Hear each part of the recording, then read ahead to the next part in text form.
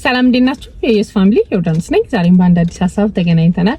በዛሬ ቪዲዮ የምናነሳው ሐሳብ ምንድነው? አሁን ከሆኑ ሰዓታት በፊት ውጪ ነበርኩኝ ከልጆች ጋርና እንግዶች ምናምን ነበሩ። አንድ ፕሮግራም ነበረ። እዛ ላይ ቁጭ ብለን አንዲት ልጅ መጣ። አንቺ ዮዮነሽ አይደለ ዩቲዩብ የምትሰሪው ልጅ ምናምን ብላ ሰላም አለችኝ ማለት ነው። አዎ ምናምን አወራን። እንደን የሚገርምሽ በጣም ብዙ ጊዜ አንቺን ሐሳቦች ወይም ቪዲዮዎች ሳያቸው ኢትዮጵያ ያለሁኝ ባያት ኖሮ ወይም ኢትዮጵያ ያለው እነዚህ ነገሮች ባውቅ ኖሮ ብዬ በጣም ብዙ ጊዜ አስቤ ያውቃለሁኝና በጣም ጥሩ ነገር ነው የምትሰሪው ምናምን ብቻ አለችኝ። ብቻ አመሰግናለሁ አልኳት። እንደን ከዛ አሁን ታሪኳን አካፈለችኝ ማለት ነው። ሶ ስፔሲፊካሊ በተለይ ኢትዮጵያ ያላችሁ አሁን ሴቶች የሷ ታሪክ ያስተምራችኋል ብዬ ስለማስብ እንደው ከሷ ሐሳብ ተነስቼ አንዳንድ ነገር ልበላችሁ ብዬ ነው። እሷ ወደዚህ ሀገር የመጣችው የሆነን ሰው ዴት አድርጋ ምናምን ነው ማለት ነውና ኢትዮጵያ ሄዶ ለራሱ ለቫኬሽን በሄደበት ተዋወቁ ምናምን ጥሩ ጊዜ ያሳለፉ ዴት አደረጉ። ከዛ እሱ ነው አግብቷት ፕሮሰስ አድርጎ ያመጣላት ማለት ነውና ብዙ ጊዜ ኢትዮጵያ ያለን አሁን ኢትዮጵያ ላይ የሚኖሩ ሴቶች ወደ አሜሪካ ነገር ባላግብቶ መምጣት ወይም ደግሞ ከዚያ ሀገር የሄደን ሰው ተዋውቆ መምጣት በጣም የተለየ ቦታ ይሰጣል ማለት ነው። ሶ አሁን እሷ የገጠማት ምንድነው? እዛ ስትሄድ እዚያ ሀገር ያለው ሰው ነው እንግዲህ ፕሮሰስ ያደረገላት። ስለ ባክግራውንዱ ብዙ አታውቅም ነበር። ማናችንም በጣም ብዙ ጊዜ ኢትዮጵያ ያለ ሰው ፎከስ የሚያደርገው እዚህ ሀገር መኖሩንና ከሱ ጋር ዴት አድርጎ ወደዚህ ሀገር መምጣትን ነው። አሜሪካዊ ሰው አገኘው ብሎ ማግባትን ነው እንጂ እሱ እዚህ ሀገር ምን አይነት ባክግራውንድ አለው፣ ፋሚሊዎቹ ምንድናቸው፣ እኔ ምንድነኝ፣ እሱ ምንድነው፣ ኢቭን እሱ አይደለ በጣም የተለያየን በቃ ኮምፕሊትሊ የተለያየን ሰዎች ነን። እኔ ምንድነኝ እሱ ምንድነው የሚለው ነገር ራሱ ማለት ነው። እንዴት ኢትዮጵያ መጣ፣ ለምን መጣ፣ ያንዳንዱ ነገር ዲቴል ማወቅ አንፈልግም። እኛ ብቻ ያለንን እሽሽ ብለን ነገሮችን እንትን ብለን ጨራርሰን አንዴ እግርሽ ይግባ እንጂ እዚህም ደግሞ ያለ ሰው ምንድነው የሚለው አንዴ እግርሽ ይግባ እንጂ እዚህ እግርሽ ከገባ በኋላ ትተይዋለሽ፣ በቃ ትተሽው እንትን ትያለሽ ምናምን። በጣም ቀላል አይደለም። ላይክ አንዴ እዚህ ሀገር ከመጡ በኋላ ራሱ መተው በጣም ቀላል አይደለም እንደዚህ እንደምታስቡት ማለት ነው። ሶ እዚህ ሀገር ከመጣች በኋላ በጣም ያሳለፈቻቸውን ነገሮች ስትነግረኝ ከባድ ነበሩና አንዳንዴ አሁን ኢትዮጵያ ላይ ያላችሁ በተለይ አሁን በእንደዚህ አይነት ስሜትና ህይወት ውስጥ ያላችሁ ሰዎች ዴት ስለምታደርጉት ሰው ባክግራውንድ ስለ ህይወቱ ምን አይነት ሰው እንደሆነ በደንብ ነው። ለምሳሌ ሲንግል ስለመሆኑ በምን ታውቂያለሽ? እዚህ ሀገር ያገባ የወለደ ኦር እሱ ሲንግል ነኝ ቢልሽ አግብቶ የፈታ አግብቶ መፍታት አሁን በተለይ ልጅ ኖሯቸው ምናምን አግብቶ መፍታት በራሱ እዚህ ሀገር ቀላል አይደለም። ቻይልድ ሰፖርት አለ። ልጆቹን እየደገፈ የሚኖር ሰው ሊሆን ይችላል። አንቺ እዚህ ሀገር ከመጣሽ በኋላ በሱ ቁጥጥር ስር ነሽ። ስራ እስክትጀምሪ ሀገሩን እስክታውቂው ሰው የራስሽ ጓደኞች ቤተሰብ ብለሽ የምትጠሪያቸውን በዙሪያሽ ሰዎች እስክታፈሪ ድረስ አንቺ በሱ ቁጥጥር ስር ነሽ። ሶ እዚህ ሀገር ካመጣሽ በኋላ አቢዩዝ ሊያደርግሽላ ይችላል። ላይክ ልትበደይ ትችያለሽ። እሱን ሁሉ ችለሽ ማለፍ ሊኖርብሽ ይችላል። እዚህ ሀገር የወንጀል ሪከርድ ሊኖረው ይችላል። የወንጀል ሪከርድ አለው ማለት ደግሞ በህይወት ውስጥ በጣም ብዙ ተያይዞ የሚመጡ አንኮምፎርታብል የሚያደርጉሽ ነገሮች ሊኖሩ ይችላሉ። በቀላሉ ስራ ላይ ያገኝ ይችላል። በቀላሉ ቤት ተከራይቶ መኖር ላይ ይችላል። ያ ማለት አንቺንም ህይወትሽን ስቴብል እንዳይሆን ያደርገዋል።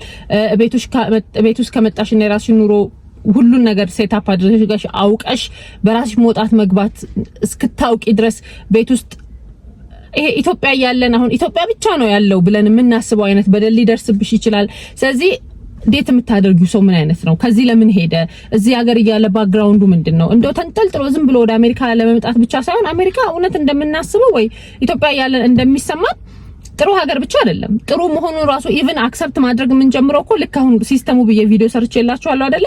ሲስተሙ ሲገባን ነው። ላይክ ኑሮ ሲገባን ስንቀላቀለው በቃ እየተዋሃደን ስንሄድ ነው ራሱ አሪፍ ሀገር መሆኑን ወይም ጥሩ ነው በቃ ብለን ጥሩ ጎኑን ማየት የምንጀምረው እንጂ መጀመሪያ ላይ ምን ነው ከሀገሬ ባልወጣ የሚያስብል አይነት ነገሮችን ነው የምናሳልፈው ማለት ነው። ስለዚህ እንደዚህ አይነት ህይወት ለመኖር ደግሞ እንደዚህ አይነት ፐርሰናሊቲ ያለው ሰው ተጨምሮ ማለት ነው። ስለዚህ ከዛ ራሱ ከሱ እንትን ውስጥ ለመላቀቅ በጣም ከባድ ነው የሚሆንብሽ። ምክንያቱም በተለይ እዚህ ሀገር የራሳችሁ የኔ የምትሉት ፋሚሊ ወንድም፣ እህት፣ እናት፣ አባት ምናምን ከሌላችሁ የሆነ ሰው ዝም ብሎ ተነስቶ በአንቺ ህይወት ውስጥ ጣልቃ ገብቶ አንቺን ረድቶሽ ከዛ በጣም ከባድ ከሚመስልና ከጭንቀት ህይወት ውስጥ ላላቀቅሽ ይችላል። ቢካዝ ሁሉም ሰው የየራሱ በርደን አለበት። ሁሉም ሰው ለራሱ ነው የሚሮጠው። ያንቺን ጭንቅ እንዳንቺ አስቦ የሚጨነቅ ሰው ላታገኝ ትችያለሽ። ብታገኝም ደግሞ ቀላል አይደለም። ምክንያቱም ዝም ብሎ ተነስቶ በሰው ህይወት ውስጥ በሰው ትዳር ውስጥ አይገባም አይደለ? ዝም ብሎ ሰው ተነስቶ የሰውን ቤት አያፈርስም፣ የሰውን ቤት አይበተንም።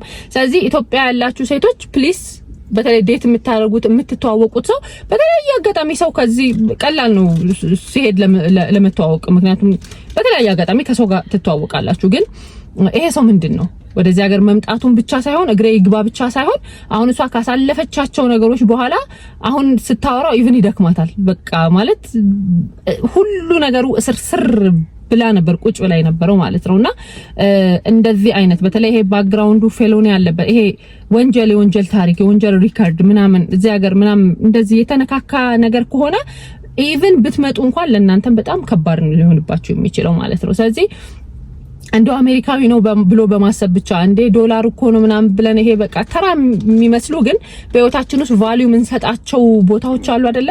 ሰው እነሱን ብቻ በማሰብ ህይወታችሁን እንደው ዋጋ እንዳታሳጡትና እዚህም ሀገር ደግሞ መታችሁ ቻሌንጁ በጣም ሰፊ ስለሚሆንባችሁ ማለት ነው።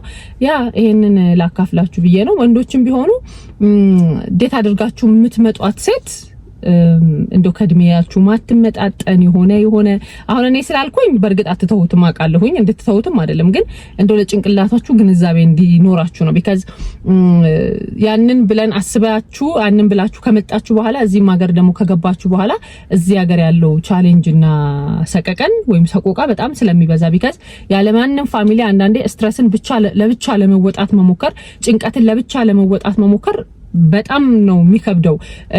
አንዳንዴ ጭንቀትን ኢቭን ከሰው ጋር ስታወሩት ስትመካከሩትና እንዴት እናድርግ እንደዚህ እናድርግ ተባብላችሁ መፍትሄ ለሁለት ለጋራ ከሰው ጋር ስትፈልጉና መውጫው መግቢያው ጠፍቷችሁ ነገር አለሙ ዞሮባችሁ ብቻችሁን ስትዳክሩ ከባድ ነው።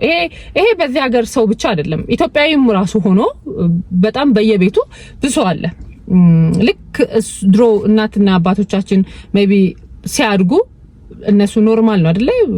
ይሄ ቤት ውስጥ እናትና አባታቸው የሆነ አርጊው የሚያደርጉበት የራሳቸው ወይ ይኖራቸዋል ማለት ነው። ሶ እዚህም ሀገር ካመጣች በኋላ ወይም ሚስት አድርጎ ካመጣች በኋላ ቤቱ ቁጭ አድርጎሽ አንቺ በቃ ቤቱን እየተንከባከብሽ ቤቱን እየጠበቅሽ ልጆች እየወለድሽ ልጆች እያሳደግሽ የውጭውን ዓለም ሳታውቂ ዝም ብለሽ እንድትኖሪ የሚፈልግም ደግሞ በጣም ብዙ ሰው አለ። ስለዚህ አሜሪካ ከመምጣቱ በዘለለ እንደው ዴት የማደርገው ሰው ምን አይነት ነው፣ በህይወቴ ውስጥ አሁን ባሌ ሆኖ መቀበለው ሰው ምን አይነት ነው የሚሉትን ነገሮች ኢቭን ደግሞ የሆኑ ከባድ ነገሮች እንኳን ቢገጥሙኝ ምን ማድረግ እችላለሁኝ ላይክ በምን መንገድ ልወጣ እችላለሁኝ የሚሉ ነገሮችን ለማሰብ መሞከር። እዚህም ሀገር ከመጣችሁ በኋላ እንደዚህ አይነት በጣም በቃ ማፈናፈን አይነት ህይወት ውስጥ ከገባችሁ በኋላ ደግሞ አትሊስት በቅርባችሁ ያሉ የሃይማኖት ተቋሞች ለምሳሌ ቤተክርስቲያን ሊሆን ይችላል፣ ቸርቾች ሊሆን ይችላል፣ እንደዛ ሄዳችሁ ያለባችሁን ችግር ለሌላ ሰው ሼር ለማድረግ መሞከር። ቢካዝ የቅርብ ሰው ምናምን እስክታፈሩ ጓደኛ እስክታፈሩ ድረስ